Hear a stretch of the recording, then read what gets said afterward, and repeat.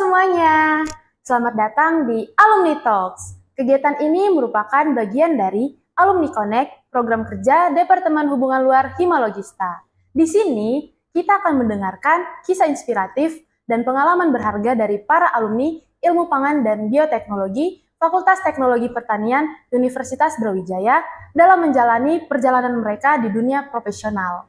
Kenalin, aku Grace, mahasiswa IPA Bio, angkatan 2024. Aku juga merupakan salah satu staf muda di Departemen Hubungan Luar Himalogista. Nah, di sini kita memiliki tema yaitu Journey of Growth, sebuah perjalanan penuh pembelajaran, tantangan, dan kesempatan yang membentuk mereka sampai ke titik sekarang. Nah, hari ini kita kedatangan tamu spesial nih. Teman-teman penasaran nggak kira-kira siapa tamu spesial kita hari ini? Langsung aja kita sambut Kak Kevin Saputra. Halo Kak Kevin, apa kabar hari ini? Of course good. Wow, seneng banget ya dengar kabar Kak Kevin hari ini baik banget. Aku juga udah nggak sabar banget Kak Kevin untuk nanya-nanya dan sharing tentang pengalaman kakak.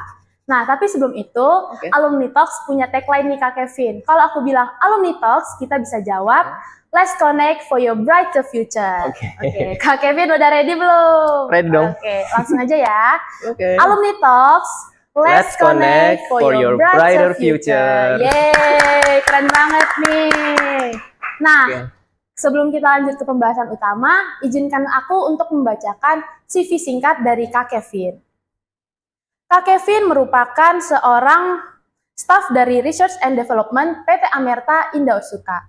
Kak Kevin merupakan alumni dari Program Studi Ilmu dan Teknologi Pangan Fakultas Teknologi Pertanian Universitas Brawijaya yang memiliki skill Research and Development, Sensory Evaluation, Formulation, dan masih banyak lagi. Wah, keren banget sih isi CV dari Kak Kevin, penuh skill-skill dan pengalaman yang sangat amat menarik. Nah, sebelumnya aku udah penasaran banget sih Kak. Aku penasaran pengen nanya-nanya nih ke kakak. Boleh nggak sih aku nanya-nanya ke kakak? Tentunya boleh dong. Oh iya, pasti boleh dong. Jawab pasti. Ya, pertama aku penasaran nih Kak. Gimana sih perjalanan kakak dari kelulusan sampai kakak bisa mendapatkan pekerjaan seperti sekarang?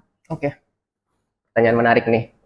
Ngomong-ngomong soal kelulusan, mungkin sebelum menjawab pertanyaan itu, aku ada sedikit intermezzo kali ya. Oh iya, boleh. Jadi, kebetulan kok hari ini aku diundang ke FPTC lagi. Dan tempat ini merupakan tempat yang berkesan sih buat aku sebenarnya, karena di sini merupakan tempat akhir aku beneran banget keluar dari kampus saat besoknya aku sudah harus meninggalkan Malang buat bekerja sama teman-teman. Jadi I'm so happy for back here.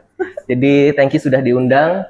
Dan kalau misalkan kita membahas masalah perjalanan masing-masing orang itu pastinya akan berbeda-beda teman-teman.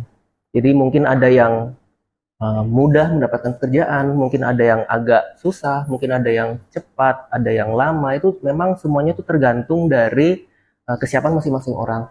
Kalau dulu aku pribadi, mungkin aku termasuk salah satu yang bisa dibilang cukup beruntung. Karena semenjak lulus, bahkan belum lulus sih, masih belum dinyatakan lulus beneran, aku masih baru selesai yudisium, tiba-tiba dapat panggilan kerja. Jadi memang dulu sembari menunggu waktu yudisium, kemudian juga waktu menunggu wisuda, aku aktif buat job seeking lah ya, jadi dari berbagai macam platform, dari LinkedIn, Jobstreet, pun juga aku langsung browsing ke website perusahaan masing-masing seperti itu. Dan juga thanks God-nya waktu itu kok ya ada informasi gitu dari salah satu dosen, mungkin masih ada sih di sini harusnya, namanya Budita.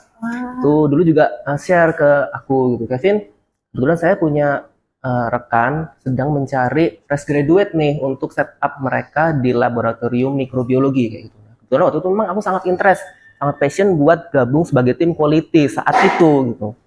Tapi ya udah namanya kerjaan kan ya kita coba dulu aja ya. Jadi aku nyoba, aku apply, banyak yang udah aku apply, tapi memang yang paling cepat untuk mendapatkan respon adalah dari yang informasi yang aku dapatkan dari tim dosen tadi itu. Jadi ya waktu itu pun juga persaingan cukup ketat juga sih ya, karena waktu itu pas aku interview aja sepertinya ada sekitaran 5 orang lebih gitu, dan nggak tahu setelah aku akan ada lagi, mungkin bahkan sebelum aku ada lagi aku juga nggak tahu itu. Tapi ya setelah mengalami banyak sesi interview, kemudian juga berbagai macam tes juga, ya finally keterima kerja saat itu di salah satu pabrik kopi gitu di Gresik. Oh, seperti itu. Jadi pertama kali kakak kerja itu di pabrik kopi ya, nggak langsung betul. Di Amerta. Betul. Di Amerta ini merupakan pengalaman kerja yang kedua. Oh, Wow, keren juga Kak Kevin ini. Gitu. Sangat amat inspiratif. Nah, karena kan kakak udah banyak nih perjalanan dari kelulusan sampai bisa di Amerika nih sekarang. Nah, pasti ada nggak sih Kak tantangan utama di awal karir kakak? Oke, tantangan utama ya. Kalau menurutku tantangan utama tuh justru datangnya adalah dari diriku sendiri. Karena di awal karir, most of people, termasuk aku juga, pasti akan masih dalam masa untuk mencari jati diri. Apakah benar ya pekerjaan yang aku lakukan ini itu sudah sesuai dengan apa yang aku mau kayak gitu. Jadi dulu aku sangat sering sekali bergelut dengan isi pikiran di kepalaku dan juga apa dari kata hatiku gitu. Jadi kayak somehow aku merasa ini passionku gitu, tapi kadang juga kok nggak bisa ya mungkin kayak gitu. Jadi sering kali bergelut itu, cuman dari pergelutan itu lama-lama kita akan bisa menemukan suatu titik yang kayaknya memang ini passionku kayak gitu. Jadi dulu misalkan aku boleh share juga, bekerja di pabrik di bidang kopi itu adalah bukan bidang yang aku bayangkan sebelumnya gitu. Karena aku bukan orang yang suka kopi di kala itu. Bahkan tim HR-nya pernah menanyakan ke aku, Mas Kevin suka ngopi gitu. Aku jawab, enggak Pak. Terus ditanyakan, nah terus kenapa daftar di sini gitu. Nah waktu itu aku sempat menjawab seperti ini, tidak suka bukan berarti tidak bisa. Jadi waktu itu memang aku nggak suka kopi karena memang aku nggak terbiasa aja minum kopi. Tapi ya namanya pekerjaan kan juga kita nggak bisa bilang ya ini suka nggak suka gitu. Tapi emang harus bisa atau nggak bisa. Nah aku merasa waktu itu aku bisa kok di bidang ini karena aku juga nggak ada keterbatasan. Misalkan kopi membuat aku GERD atau apa, aku nggak ada keterbatasan itu. Jadi ya harus ku perjuangkan dan ya siapa tahu juga mungkin dari sini itu bisa menjadi jalan pembuka buat karirku selanjutnya. Dan bahkan di saat itu, waktu itu kan dijanjikannya adalah untuk menjadi tim dari lab quality micro kayak gitu ya. Memang which is itu memang passionku sekali saat itu, saat masih belum lulus lah ya katakanlah. Tetapi malahan waktu itu dibilangnya belum bisa ya kalau untuk menjadi mikro karena tahapan untuk setup labnya itu masih dalam on progress. Jadi kalau misalkan Kevin mau di sini, saya akan coba ajak Kevin menjadi tim R&D. Wah, padahal R&D itu nggak ada terbesit sama sekali di pikiranku. Aku nggak pengen jadi R&D di kala itu gitu karena aku tahu itu sangat challenging. R&D itu kalau misalkan bisa dikatakan itu ya kayak otaknya dari suatu perusahaan itu karena kita yang meng-create dan kita yang mendevelop produk. Karena kalau kita membuat suatu produk kan kita nggak mungkin juga asal-asalan ya. Nah itu kita harus memikirkannya itu matang-matang dan sepertinya itu akan cukup berat seperti itu. Tapi ya sudahlah karena waktu itu memang dibilangnya seperti itu juga dan ya aku nggak akan mungkin menolak rezeki juga lah ya kalau memang sudah keterima. Jadi waktu itu aku menjalani saat itu. Dan memang banyak sekali sih pasang surut yang aku hadapi gitu. Dikala aku merasa dari awal ini bukan merupakan passionku, banyak sekali tempaan dari tim manajerku juga gitu yang sebetulnya dari awal juga aku nggak merasa ini aku bisa. Tapi dengan adanya motivasi, aku akhirnya merasa lama-lama aku bisa menemukan polanya, patternnya, aku harus bekerja seperti apa, itu udah lama-lama ketemu sendiri. Jadi kalau misalkan ditanya challenge utamanya adalah mindsetku sendiri sih saat itu. Gitu. Gimana caranya biar aku merubah mindset yang aku nggak suka, tapi berubah menjadi aku suka. Dan dari yang misalkan memang aku tidak bisa, aku harus merubah itu menjadi aku bisa. Seperti itu. Berarti kakak tipe yang misalnya kakak gagal, tapi kakak langsung coba lagi gitu ya? Dan tidak boleh menyerah sama keadaan sih. Karena memang kita diharuskan tidak boleh gagal istilahnya. Jadi kita kalau dari dunia R&D itu pasti akan menemukan trial and error yang namanya. Jadi kita ada yang percobaan, tapi dari setiap percobaan tidak melulu kita menemukan keberhasilan. Sering sekali malah nemu gagalnya gitu. Cuman ya itu, gimana caranya biar kalau kita menemukan kegagalan, kita harus segera bisa menyelesaikan kegagalan itu supaya itu bisa menjadi suatu kesuksesan yang baru. Motivasinya keren sih Kak. Aku jadi kayak terpacu gitu loh. Soalnya kan juga aku sering gitu kayak ngerasa kayaknya aku gagal sih nih. Tapi kayak aku nggak langsung terpuruk gitu, kayak langsung aku pasti bisa. Aku keren orangnya. Aku selalu gitu ya kan. Karena kalau misalnya kita jadi terpuruk terus, kita jadi negatif aura. Betul. Bener kan Kak? Betul. Iya bener banget. Dan aku setuju. Karena menurutku selama kita berkuliah di FTP ini, kita juga pasti akan sering menemukan kegagalan itu banyak hal macamnya ya. Misalkan contoh kita praktikum nih, praktikum nggak sesuai dengan apa yang kita pingin misalkan. Nah itu kan kita harus cari cara dong gimana caranya biar ini nggak gagal lagi. Nah itu jadi sebetulnya mindset untuk bisa berhasil itu tuh sudah secara nggak langsung dan secara tidak sadar mungkin ya itu sudah kita dapatkan di FTP ini. Iya sih, bener banget sih Kak. Nah, karena Kakak udah bahas tentang lab-lab gitu, Mm-mm. praktikum. Nah, kerasa nggak sih Kak perbedaan antara dunia kerja dan dunia perkuliahan? Kalau ditanya kerasa, pasti kerasa banget ya. Jadi di dunia kerja sama dunia perkuliahan itu perbedaannya adalah 180 derajat kayaknya. Jadi di kala dunia kerja, di kala dunia perkuliahan gitu, kita masih punya relasi teman yang apa ya, saling mendukung, eh, saling support satu sama lain lah ya. Bukan berarti di dunia kerja nggak seperti itu. Di dunia kerja juga tetap ada, tetapi apa ya, mindsetnya tuh udah beda aja sih. Kalau misalkan dunia kerja itu lebih ke arah profesional, kita harus bisa definisi kita harus bisa berdiri di atas dua kaki kita sendiri tuh ya bakalan kalian rasakan kalau udah dunia kerja. Jadi satu-satunya orang yang bisa menyelamatkan kalian, yaitu cuma kalian sendiri. Jadi mempunyai suatu tim yang solid, tim yang kompak, yang bisa saling backup, itu adalah suatu anugerah sih misalkan nanti kalian sudah mau masuk di dunia kerja itu. Jadi sangat beda sekali sih dunia kerja sama dunia perkuliahan, dari lingkungannya, dari time management kalian, kemudian juga dari segi energi pasti akan sangat berbeda juga seperti itu. Banyak sih hal yang sangat berbeda. Jadi sangat tidak sama. Hmm, kalau orang-orang di dunia pekerjaan Mm-mm. itu lebih individualis atau gimana? Nah, kalau orang-orangnya ini sangat tergantung teman-teman. Jadi kita dunia kerja itu berhubungan sama banyak sekali generasi. Kalau misalkan kita sekarang bilang ada yang Gen Z, ada yang Boomers. milenial, baby boomers pun juga masih ada gitu. Oh, Jadi mereka-mereka yang cukup senior, yang pastinya sudah menempati posisi-posisi yang strategis gitu ya, director, manager, senior manager kayak gitu, pasti masih akan ada di suatu tempat oh, kerja. Jadi memang kita harus bisa menyesuaikan diri sama setiap kalangan itu sih. Dan biasanya juga orang-orang yang individualis itu memang adalah orang-orang yang sudah cukup apa ya, mereka mungkin sudah punya pengalaman atau apa gitu. Tapi nggak semuanya seperti itu. oh, Jadi terkadang memang ada, tetapi nggak semuanya. Jadi masih banyak kok yang bisa saling bantu, masih bisa saling support, itu masih ada sih. oh masih banyak ya Masih Kak banyak. berarti. Keren sih, sumpah. Soalnya aku kan juga takut kan kalau misalnya udah kerja nih nanti, aku kan kayak aku mau bikin tim nih, tapi tim aku isinya orangnya individual semua, kan kayak aku jadi masa mereka gitu sih. Ini Nah, kan tim oke. kita, jadi kita Oke. harus kerjanya sama-sama Mm-mm. gitu. Benar. Ketakutan-ketakutan gitu tuh pasti wajar sih. Aku pun udah dulu juga sering mengalami ketakutan seperti itu, apalagi pengalaman pertama kerja gitu ya. Aduh, gimana ya nanti timku, supervisorku seperti apa, atau mungkin rekan-rekan stafku juga akan seperti apa. Karena kan kita nggak bisa memilih mereka, kita yang dipilih mereka kan untuk bisa Iya. bekerja di situ gitu. Cuman at the end kalau misalkan memang ketakutan kita itu terjadi beneran gitu, orang-orang individualis, ya harus balik ke kitanya. Gimana caranya biar kita meng-setup orang-orang yang individualis tadi itu biar mereka jangan sampai individualis tetap. Kita harus bisa menggerakkan mereka biar mereka tuh bisa menjadi apa yang kita inginkan. Iya sih Ya itu benar. memang nanti akan ada skillnya gitu. Jadi di sekalian kita ngembangin skill kita ya Kak. Betul.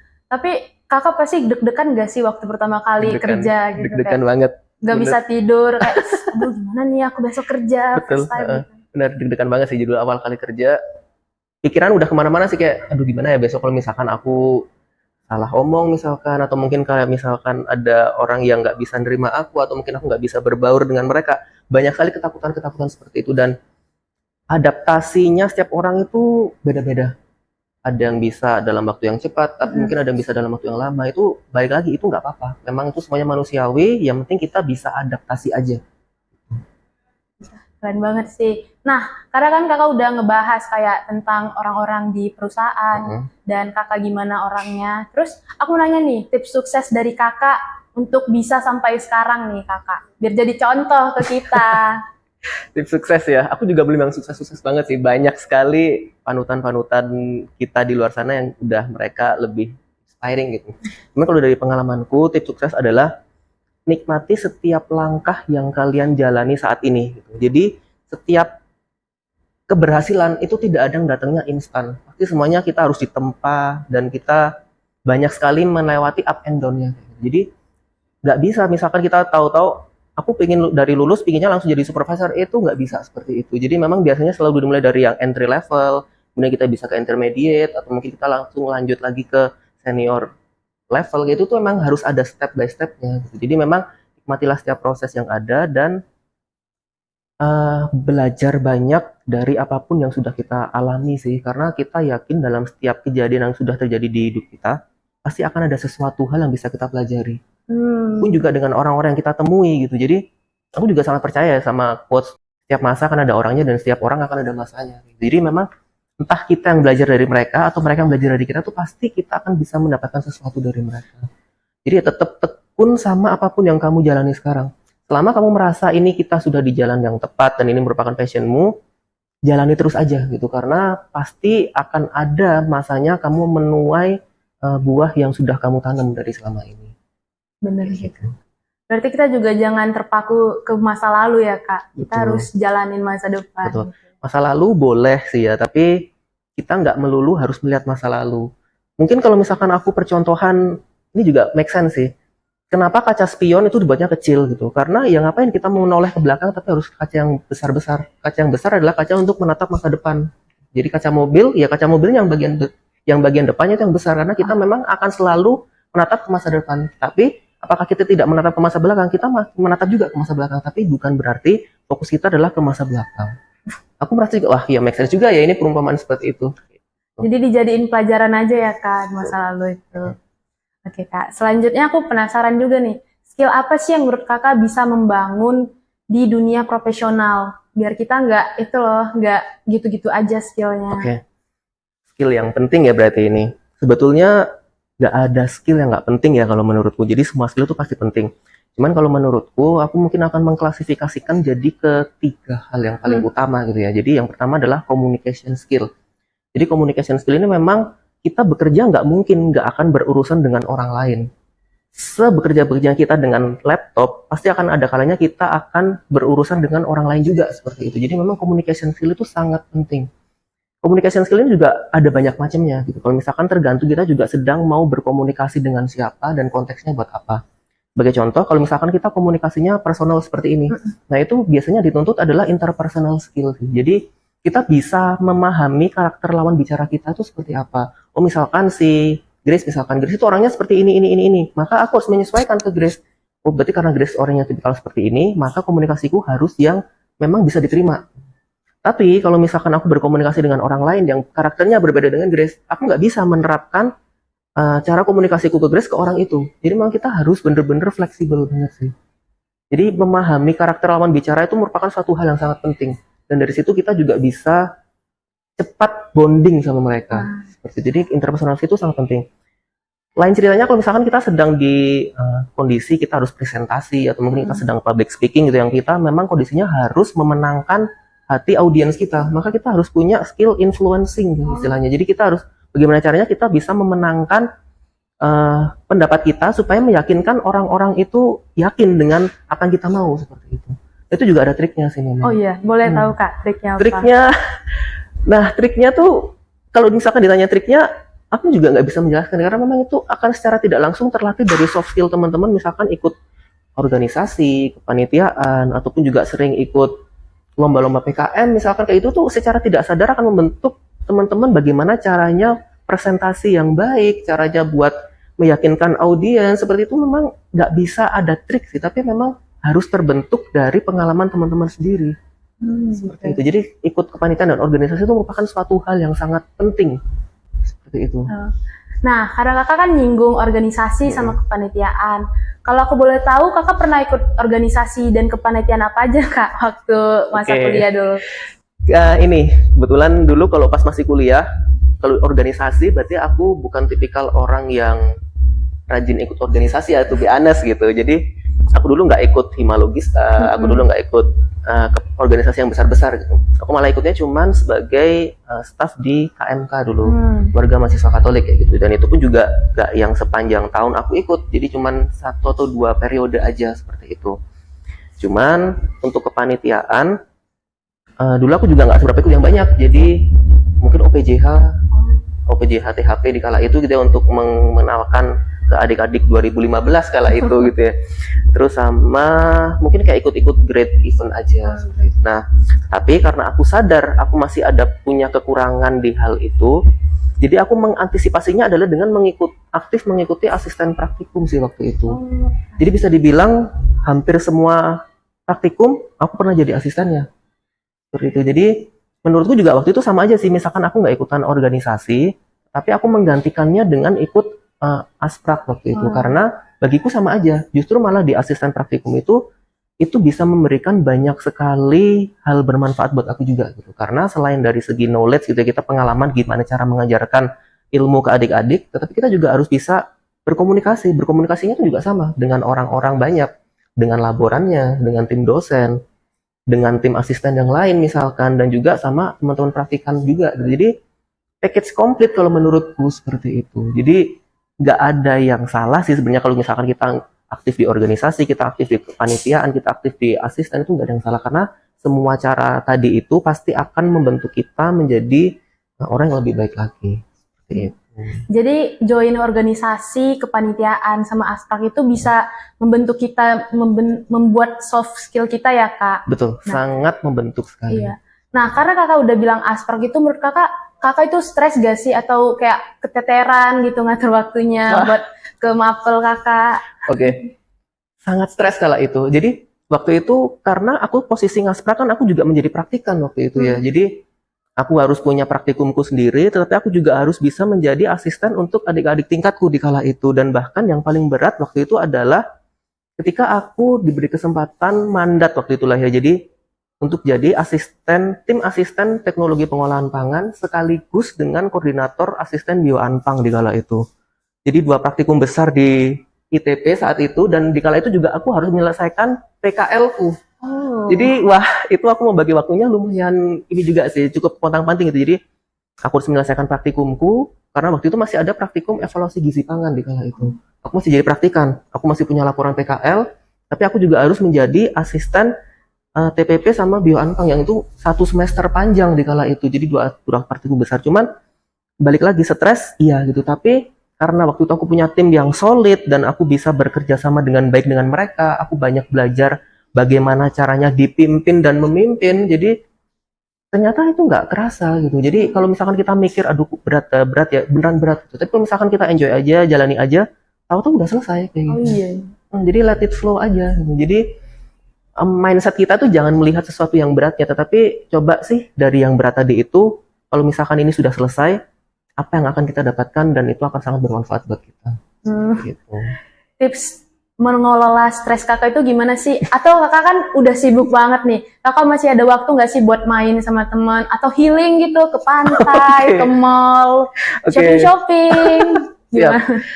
Tips mengelola stres ya masing-masing orang beda. Tapi yang pasti aku tahu adalah do what you like. Jadi lakukan apapun yang memang kamu suka, lakukan itu. Jadi kalau misalkan teman-teman di sini yang cowok-cowok misalkan suka nge-game, ya udah nge-game aja kalau memang itu bisa mengurangi stres kalian. Tapi kan juga kita pasti punya batasan lah ya. Misalkan kapan harus stop, kapan kita harus nge-game lagi. Ataupun juga kalau suka jalan-jalan, ya nggak apa-apa jalan-jalan aja gitu. Memang itu cara stress release tiap orang tuh berbeda-beda. Dan dulu aku ya pastinya stress release-ku adalah aku dengan berkomunikasi sama teman-teman. Jadi kalau misalkan aku memang waktu itu lagi stres, aku akan coba hangout sama teman-teman. Misalkan either itu ngafe atau mungkin kayak sekedar having lunch bareng atau apa. Jadi sebisa mungkin aku memanfaatkan itu bersama teman-teman, dan itu pun juga tanpa disadari bisa apa ya, kita saling cerita juga, kita bisa sharing our burden lah ya. Jadi kita bisa membagikan kesusahan kita gitu. Jadi aku membagikan kesusahanku ke mereka, mereka membagikan kesusahan mereka ke aku. Jadi enak aja gitu, nggak kerasa stres kita lama-lama hilang kayak gitu. Jadi kalau cara mengelola stres, ya balik lagi ke itu sih, lakukan apapun yang memang kalian suka lakukan itu. Jadi gitu ya. Kalau misalnya ada yang suka manjat tebing, duit aja gitu nah. Surfing Benar, gitu ya Kak, benar. keren sih. Dan juga kita harus tahu ya Kak cara ngelola waktu kita biar nggak itu ketabrak sama jadwal kuliah kita ya Kak. Keren banget sih. Nah, karena tadi Kakak juga nyinggung PKL. Aku boleh tahu nggak sih Kakak PKL di mana? Siapa tahu jadi inspirasi buat teman-teman mahasiswa kayak aku. Oke, siap PKL ya. Jadi gini teman-teman, dulu aku waktu PKL itu bukan di tempat yang perusahaan sih kalau dulu aku. Jadi teman-temanku waktu itu banyak yang perusahaan magang, PKL-nya di perusahaan. Jadi mereka apply ke Garuda Food, mereka apply ke Dua Kelinci, segala macam seperti itu. Aku pun juga waktu itu mencoba apply ke perusahaan gitu. Cuman aku sadar birokrasi perusahaan itu cukup agak ribet sih waktu itu. Jadi administrasinya agak panjang, dan entah kenapa memang mungkin waktu itu aku belum berhasil kali ya. Jadi nggak ada panggilan. Nah di saat itu aku merasa kalau misalkan aku terus-terusan idealis seperti ini, waktuku akan kepotong gitu. Jadi aku waktu itu mikir gimana caranya biar aku bisa tetap PKL juga, tetapi ya aku bisa menyelesaikan programku itu. Jadi dulu aku magangnya di Balai Pelatihan Peternakan di Kota Batu. Oh, Jadi waktu itu memang cukup match dengan FTP sih ya, karena waktu itu aku magangnya di divisi daging, jadi aku belajar untuk membuat sosis, membuat bakso, nugget, segala macam. Teman-temanku juga ada yang magang di situ di divisi susu, jadi mereka membuat es krim, yogurt, seperti itu. Jadi meskipun kita nggak PKL di tempat yang perusahaan, tapi kita juga nggak kalah kok ilmunya didapatkan dari teman-teman yang magang di perusahaan-perusahaan besar.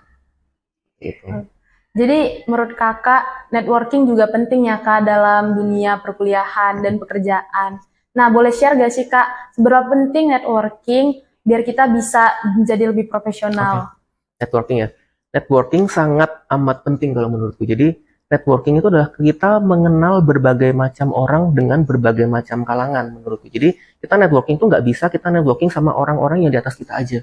Tapi kita juga harus networking dengan orang-orang yang setara dengan kita, pun juga orang-orang yang mungkin ada di bawah kita juga seperti itu. Jadi kita networking itu nggak mengenal level. Semuanya harus kita networking karena kita nggak tahu di masa depan itu kita akan bisa mendapatkan bantuan dari siapa.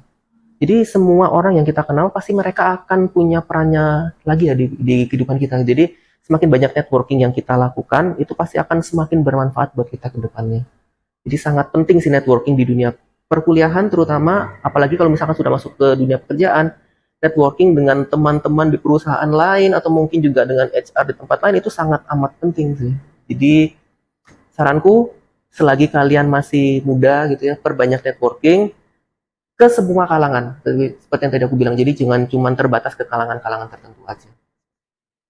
Nah, misalnya nih kak, kita punya mesin waktu, kita kembali nih ke zaman kakak kuliah. Apa sih yang pengen kakak ulang biar kakak nggak itu, duh harusnya aku kayak gini nih waktu kuliah, biar nggak nyesal waktu kerja. Oke, menarik sih ini. Karena kebetulan aku sekarang lagi kerja di dunia R&D ya, jadi aku nggak akan jauh-jauh dari namanya product development. Dulu waktu kuliah ada pelajaran new product development dan itu merupakan pelajaran yang aku kurang begitu minati dulu. Jadi nilaiku di kala itu memang jelek. Jadi nilaiku waktu itu C+, dan akhirnya itu membuat nggak bisa gelar cum laude pada saat itu gitu. Jadi mungkin kalau misalkan aku tahu misalkan di masa depan aku bakal jadi R&D, aku mungkin dulu nggak suka sama pelajaran itu. Jadi mungkin aku akan beneran niatin aku belajar di product development karena aku bakalan jadi ini ke depannya. Tapi nggak apa-apa sih. Yang namanya masa lalu kan udah dijadikan pelajaran tadi itu aja. Jadi ternyata bahkan kadang aku mikirnya seperti ini. Hal-hal yang dulu kita nggak sukai, misalkan atau mungkin kita kurang sukai, tapi ternyata justru itulah yang akan menjadi suatu hal yang dekat dengan kita sehari-harinya di masa depan. Contohnya seperti tadi pengalamanku itu, aku dulu kurang begitu interest sama dunia product development, tetapi ternyata in the future aku dibentuk menjadi seorang food developer seperti itu. Jadi ya masa depan kita nggak ada yang tahu sih. Cuman kalau misalkan disuruh flashback ke masa lalu gitu ya, mungkin aku akan meniati belajar itu sih.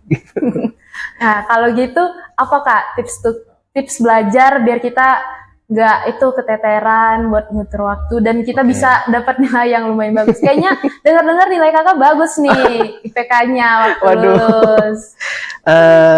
Oke. Tips ya biar bisa bagi waktu yang penting harus enjoy dulu sih menurutku ya. Jadi lakukan apapun dengan hati yang senang, tidak ada keterpaksaan sama sekali. Yang penting itu sih, karena kalau misalkan kita melakukan sesuatu dengan terpaksa, hasilnya pasti akan berbeda. Tapi kalau misalkan kita melakukan ini dengan yaudah tulus aja gitu ya, terus habis itu lakukan yang terbaik, nggak usah menuntut banyak, biasanya sih akan flawless aja gitu. Jadi ya yang penting harus bahagia dulu ya untuk bisa, karena dari bahagia itu kita pasti akan bisa mengatur waktu kita, kemudian kita juga bisa mengelola mood kita juga. Jadi semuanya akan terasa ringan aja sih nanti. Itu. Dan masalah IPK ya pasti kalian juga IPK-nya juga bagus-bagus lah ya. Jadi sepertinya nggak perlu minder dengan IPK berapapun itu, karena IPK itu sekarang bukan menjadi suatu persyaratan mutlak kita mendaftar pekerjaan sih. Jadi yang lebih penting adalah skill teman-teman tadi itu. Skill kan ada banyak ya, ada yang soft skill, ada hard skill, ada technical skill segala macam. Jadi lebih penting skill yang kita punya sih dibandingkan dengan secara angka IPK itu tadi. Kalau based on pengalamanku ya seperti itu.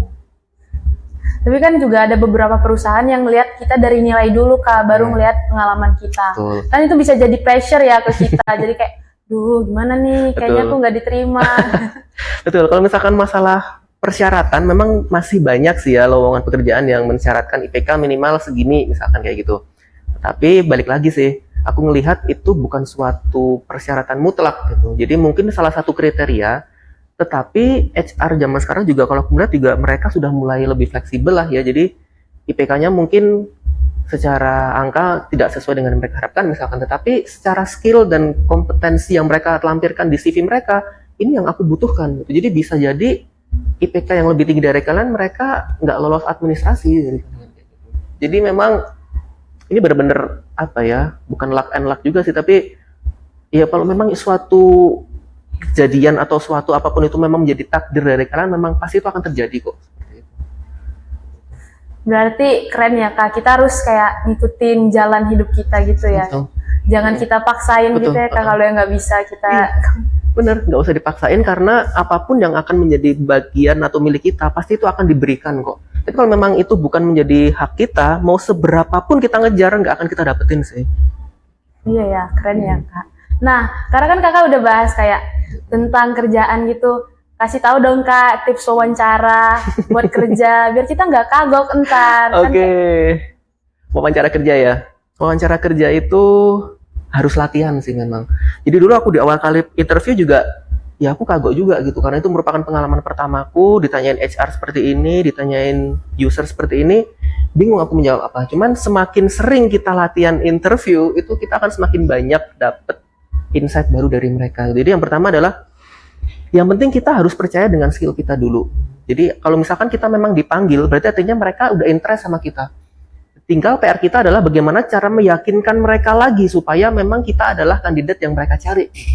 Jadi memang kita harus yakin, kita nggak boleh gugup, semua skill yang kalian punya tuh harus bener-bener bisa kalian jual dan bisa dipertanggungjawabkan ke mereka. Dan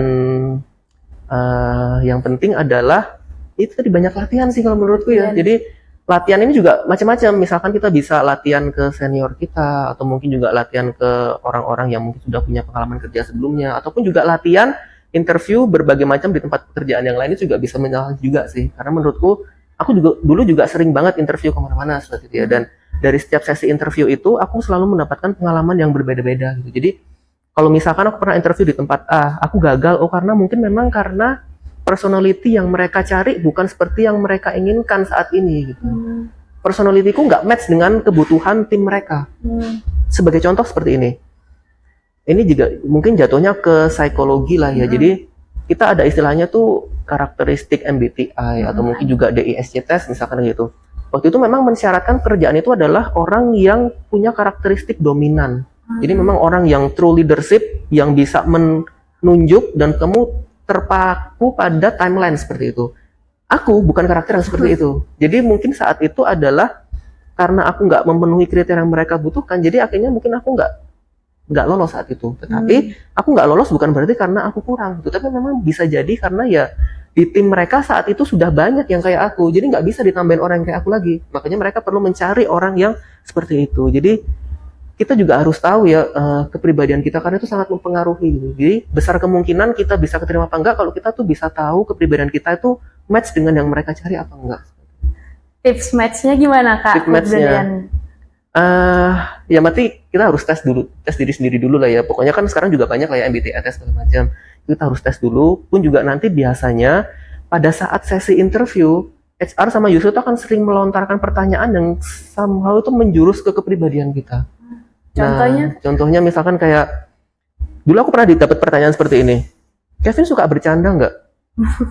Bingung nggak kalau misalkan dijawab seperti itu? Bingung. Karena waktu itu yang menanyakan adalah senior manager saat itu. Kalau aku menjawab aku suka bercanda, bisa jadi kayak orang ini suka bercanda berarti nggak bisa kerja serius. Tapi kalau misalkan aku menjawab aku nggak bisa bercanda berarti orang ini nggak fleksibel. Nah itu apa ya? Bisa jadi benar, bisa jadi salah, tergantung memang pada saat itu seperti apa. Cuman waktu itu aku menjawab tergantung ya Bu. Gitu. Jadi saya akan bercanda kalau misalkan memang kondisinya mengharuskan saya untuk bercanda, dan bercanda adalah salah satu upaya untuk mencairkan suasana saat itu. Tapi kalau misalkan memang kondisi lagi serius, ya pastinya saya akan serius juga. Jadi ya nggak mungkin dong saya bercanda seperti itu. Dan ibunya waktu itu, oh iya betul. Jadi mungkin dia men-challenge gitu kita kepribadian kita seperti apa dan bagaimana cara kita memposisikan kita pada suatu permasalahan tadi itu. Jadi ya itu harus dari latihan sih, dan memang jangan melebih-melebihkan atau mengurang-kurangkan, ya memang based on dari kepribadian kalian aja. Gitu. Berarti tapi kalau kayak aku nih, aku masih bingung Kak, gimana ya kepribadian aku, kayak aku masih nggak tahu sebenarnya gimana kan. Jadi kadang kayak, duh aku cocok gak ya di sini, atau aku cocok gak ya temenan sama dia gitu. Oke. Mengantisipasi itu ya berarti. Iya. Yang penting kalau menurutku harus banyak-banyak evaluasi sih, sambil belajar sama teman-teman juga sih. Misalkan kayak kita kan pasti punya teman dekat ya, gitu. Jadi teman dekat itu kita harus sering tanya sih, guys, aku kurang apa ya, misalkan dari selama kita berteman, ada inputan gak ya mungkin buat aku, atau mungkin ada kepribadian yang kalian gak suka dari aku, dan semua itu harus kita terima dengan bijak gitu. Jadi saran dan masukan itu akan sangat membangun kita sih. Seperti itu. Iya sih, penting sih saran dan masukan dari orang kita. Apalagi dari orang tua ya Kak, restu mama papa ya Kak. Pastinya pasti benar. Kalau nggak dikasih restu dari orang tua, pasti kita bakal nggak bisa sampai sekarang. Betul sih, betul sekali. Dan juga berdoa ya Kak, kita harus berdoa ke Tuhan kita, minta jawaban ya Kak. Siapa tahu kita emang takdirnya di sini, dipermudah jalannya. Tuh, jadi betul sih yang kamu bilang. Jadi doa restu dari semua pihak itu pengaruh, doa kita sama Tuhan juga pengaruh, usaha yang kita lakukan juga pengaruh. Jadi memang 3 hal ini harus ada semua ya. Jadi misalkan kita nggak bisa nih, kita direstui memang, tapi kita nggak berusaha ya nggak akan terwujud. Ataupun mungkin kita udah direstui, kita udah berdoa, sama aja nggak ada usahanya juga nggak akan terwujud. Ataupun misalkan kita udah berusaha banget dan kita juga direstui, tapi memang itu bukan menjadi takdir kita ya, nggak akan terjadi juga. Jadi memang harus 3 hal ini terpenuhi semua sih. Dapat restu, kita juga harus perkuat doa kita juga harus perbesar usaha kita juga. Keren banget sih pembahasan kita hari ini bersama Kak Kevin ya teman-teman. Banyak banget yang bisa kita pelajari, mulai dari bagaimana mempersiapkan diri sejak awal perkuliahan, lalu menghadapi tantangan awal karir, sampai pentingnya skills dan keterampilan, lalu kita gimana sih cara kita ngejalin relasi secara profesional. Wah, keren banget ya. Bagi teman-teman yang ingin ngobrol-ngobrol langsung dan nanya-nanya nih ke Kak Kevin, bisa kontak Kak Kevin dari apa nih Kak Kevin? Oke, kalau mau kontak ke aku bisa reach out ke LinkedIn aja kali ya, gitu. LinkedIn, atau mungkin juga bisa langsung chat, nanti nomornya bisalah di-share sama ini. Oke, Kak. Oke, bagi teman-teman yang ingin ngobrol-ngobrol nih sama Kak Kevin, bisa menghubungi Kak Kevin lewat LinkedIn dan nomor Kak Kevin ya. Nanti bakal kita share kok. Banyak banget ya hari ini pembahasan yang sangat amat menarik dan sangat amat menjadi inspirasi dan motivasi untuk teman-teman yang sedang mempersiapkan masa depan. Terima kasih banyak Kak Kevin sudah meluangkan waktu untuk hadir dan sharing di Alumni Talks kali ini. Semoga apa yang di-sharing sama Kak Kevin bisa menjadi motivasi untuk teman-teman semua. Ikuti terus Alumni Talks di YouTube dan Instagram Reels Imologista agar tidak ketinggalan episode selanjutnya. Sampai ketemu lagi. Bye-bye.